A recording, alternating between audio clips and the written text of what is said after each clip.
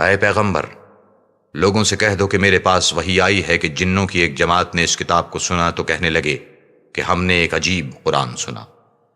جو بھلائی کا رستہ بتاتا ہے، سو ہم اس پر ایمان لے آئے اور ہم اپنے پروردگار کے ساتھ کسی کو شریک نہیں بنائیں گے، اور یہ کہ ہمارے پروردگار کی عظمت شان بہت بڑی ہے، وہ نہ بیوی رکھتا ہے نہ اولاد، اور یہ کہ ہم میں سے بعض بے وقوف خدا کے بارے میں جھوٹ افطرا کرتا ہے،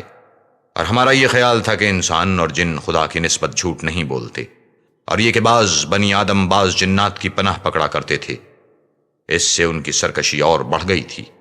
اور یہ کہ ان کا بھی یہی اعتقاد تھا جس طرح تمہارا تھا کہ خدا کسی کو نہیں جلائے گا، اور یہ کہ ہم نے آسمان کو ٹٹولا تو اس کو مضبوط چوکیداروں اور انگاروں سے بھرا ہوا پایا، اور یہ کہ پہلے ہم وہاں بہت سے مقامات میں خبریں سننے کے لیے بیٹھا کرتے تھے، اب کوئی سننا چاہے تو اپنے لیے انگارہ تیار پائے، اور یہ کہ ہمیں نہیں معلوم کہ اس سے اہل زمین کے حق میں برائی مقصود ہے یا ان کے پروردگار نے ان کی بھلائی کا ارادہ فرمایا ہے، اور یہ کہ ہم میں کوئی نیک ہیں اور کوئی اور طرح کے، ہمارے کئی طرح کے مذہب ہیں، اور یہ کہ ہم نے یقین کر لیا ہے کہ ہم زمین میں خواہ کہیں ہوں خدا کو ہرا نہیں سکتے اور نہ بھاگ کر اس کو تھکا سکتے ہیں،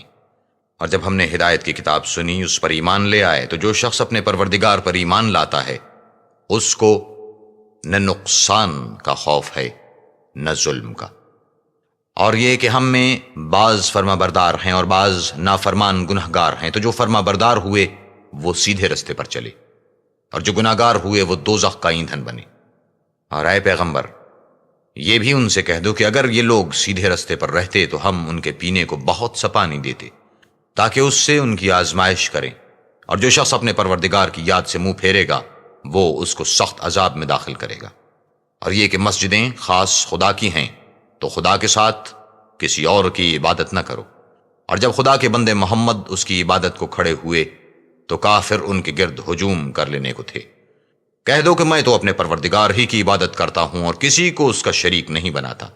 یہ بھی کہہ دو کہ میں تمہارے حق میں نقصان اور نفع کا کچھ اختیار نہیں رکھتا،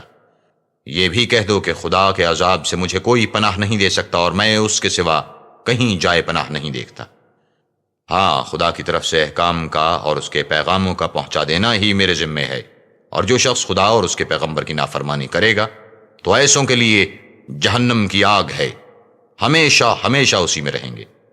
یہاں تک کہ جب یہ لوگ وہ دن دیکھ لیں گے جس کا ان سے وعدہ کیا جاتا ہے، تب ان کو معلوم ہو جائے گا کہ مددگار کس کے کمزور اور شمار کن کا تھوڑا ہے، کہہ دو کہ جس دن کا تم سے وعدہ کیا جاتا ہے میں نہیں جانتا کہ وہ ان قریب آنے والا ہے یا میرے پروردگار نے اس کی مدت دراز کر دی ہے، وہی غیب کی بات جاننے والا ہے اور کسی پر اپنے غیب کو ظاہر نہیں کرتا، ہاں جس پیغمبر کو پسند فرمائے تو اس کو غیب کی باتیں بتا دیتا ہے اور اس کے آگے اور پیچھے نگہبان مقرر کر دیتا ہے تاکہ معلوم فرمائے کہ انہوں نے اپنے پروردگار کے پیغام پہنچا دیے ہیں، اور یوں تو اس نے ان کی سب چیزوں کو ہر طرف سے قابو کر رکھا ہے